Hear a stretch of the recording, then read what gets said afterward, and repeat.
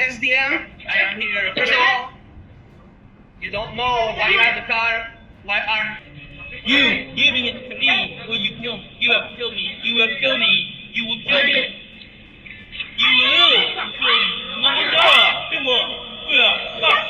આપણે અનેકવાર એવા વિડીયો સોશિયલ મીડિયા પર જોયા છે કે જેમાં પોલીસ સામાન્ય માણસ જોડે દાદાગીરી કરતા હોય કે પછી અધિકારી એ ઊંચા લહેજામાં વાત કરી અને એવું સાબિત કરવા માંગતા હોય કે હું અધિકારી છું અને મારી સાથે આ રીતના જ વાત કરવાની છે. આવા બહુ જ બધા લોકોના વિડીયોઝ આપણે જોયા હોય છે ને આપણને ત્યારે એવો સવાલ થાય કે તમે પદ પર બેઠા છો, તમે કંઈક મહેનત કરી અને ત્યાં પહોંચ્યા છો, પણ એનો મતલબ એ નથી કે તમારી નીચે કામ કરતા લોકો કે સામાન્ય માણસોને તમે ગણકારો જ નહીં, તમે એમની સાથે મરજી પડે એવું વર્તન કરો. એક વિડીયોની ચર્ચા સોશિયલ મીડિયા પર ખૂબ થઈ રહી છે. એસડીએમનો વિડીયો છે જેમાં એ એક પેટ્રોલ પંપમાં કામ કરતા માણસને થપ્પડ મારી દે છે, લાફો મારી દે છે.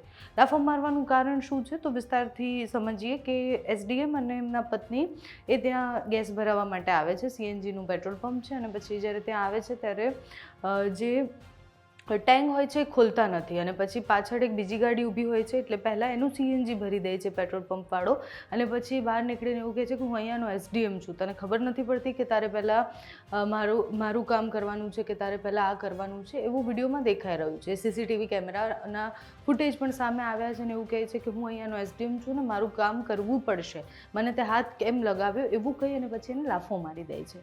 એ લાફો મારે છે એના પછી એમના પત્નીનું વર્ઝન સામે આવે છે એટલે પોલીસ સ્ટેશનમાં લઈ જવામાં આવે છે ત્યારે પત્ની એવું કહે છે કે પેટ્રોલ પંપ વાળો માણસ જે છે મારી છેડતી કરતો હતો, મને એને આંખ મારી અને એટલે મારા પતિ બહાર નીકળ્યા અને પછી એને લાફો મારી દીધો.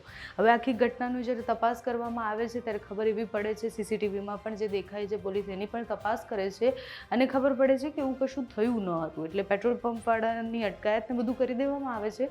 પછી ખબર પડે છે કે સામાન્ય બાબત પર બોલાચાલી થઈ ગઈ અને પછી એસડીએમ ગુસ્સામાં આવી અને લાફો મારી દે છે અને એવું કશું થયું ન હતું.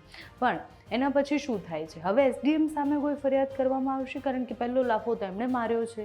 જે એમના પત્ની જે કહી રહ્યા છે, પત્ની જે બોલ્યા એમાં કેટલું તથ્ય છે, એમાં પોલીસ પહોંચશે કે કેમ એ બધું જ પછી થશે, આગળની કાર્યવાહીમાં થશે. અત્યારે તો એસડીએમને સસ્પેન્ડ કરી દેવામાં આવ્યા છે કારણ કે એમનું જે વર્તન છે એ વર્તન જોતાં એમને સસ્પેન્ડ કરી દીધા છે અને એ જ અપેક્ષા હોય બધાની કે કોઈ આવી રીતના વર્તન કરે તો એમને તાત્કાલિક સસ્પેન્ડ કરી દેવામાં આવે. એસડીએમને સસ્પેન્ડ કરી દીધા છે અને એમને સસ્પેન્ડ કર્યા પછી એમના ફેમિલીના વિડીયોઝ સામે આવી રહ્યા છે. એટલે એમના એક પહેલાં પત્ની હતા એમનો વિડીયો સામે આવ્યો ને એવું કહે છે કે એમનું તો વર્તન આવું જ છે પહેલાંથી. એટલે હું જ્યારે મારી સાથે રહેતા હતા તો મને અને મારા બાળકોને અડધી રાત્રે એમને બહાર કાઢી મૂક્યા છે, એના પછી મને તલાક આપ્યો છે અને એના પછી અમે છૂટા થયા છીએ અને મને પણ એ ખૂબ મારતા હતા.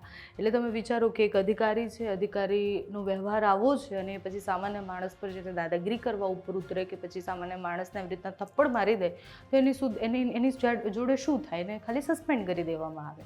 એ વિડીયોમાં દેખાય છે કે એ માણસની ભૂલ કેટલી કે એને પહેલાં એને ગેસ ના ભરી આપ્યો અને પાછળવાળી ગાડીને ગેસ ભરી આપ્યો. આવું તો આપણે સામાન્ય જીવનમાં બહુ જ બધું કરતા હોઈએ છીએ. વાત માત્ર એસડીએમની નથી આવતી, આપણે બધા જ એટલા ઇનપેશન્સ થઈ ગયા છીએ કે આપણે 2 મિનિટ ક્યાંય ઊભું રહેવાનું કહો, સિગ્નલ પર ઊભું રહેવાનું કહો, કોઈ આપણી ઓવરટેક કરીને જાય, કોઈ ધીરે ગાડી ચલાવતું હોય તો પણ આપણને ગુસ્સો આવી જાય છે અને આપણે સામાન્ય માણસ જે સામેવાળો એવું હોય કે જે નહીં બોલે એવું આપણને લાગે એના ઉપર આપણે દાદાગીરી કરી દઈએ છીએ. આપણે સિગ્નલ પર ઊભા હોઈએ તો આપણે 2 મિનિટ ઊભા નથી રહી શકતા, આપણે બહુ જ બધી વાર રીલમાં એ સમય નાખી દઈએ પણ આપણને સિગ્નલ પર ઊભું રહેવું નથી ગમતું. આપણને કોઈ કંઈ પણ કહી દે તો આપણને ખબર છે કે સામેવાળો અવાજ નહીં ઉપાડી શકે તો આપણે એના ઉપર વધારે દાદાગીરી કરીએ અને દબાણ કરીએ છીએ. એસડીએમને સસ્પેન્ડ કરી દેવામાં આવ્યા છે. અત્યારે વિડીયો સોશિયલ મીડિયા પર ખૂબ વાયરલ થયો છે એટલે એ માહિતી તમારા સુધી પહોંચાડી છે અમે. આગળ જે પણ અપડેટ આવતી રહેશે તમારા સુધી પહોંચાડતા રહીશું. અત્યારે તમે એ વિડીયો પર નજર કરો, સાથે જ એમના જે પહેલા પત્નીની પ્રતિક્રિયા આવી છે એ પણ સાંભળો.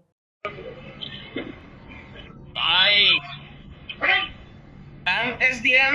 I am here. First of all, you don't know why you have the car. Why are You giving it to me? Will you kill me? You have killed me. You have killed me. You will kill me. You will kill me.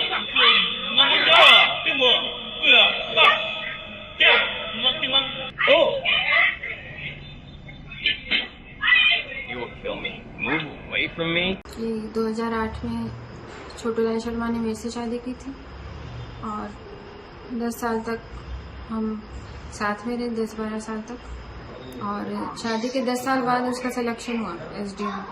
गरीबी में मैं उसके साथ थी जैसे SDM का selection हुआ उसके दूसरी औरतों के साथ, मैं बोलना नहीं चाहूँगी मीडिया में, दूसरी औरतों के साथ दोस्तियां बढ़ने लगी। उसको मुझे छोड़ के दुनिया की हर औरत सुंदर और अच्छी लगने लगी, मैं बेवकूफ़ लगने लगी।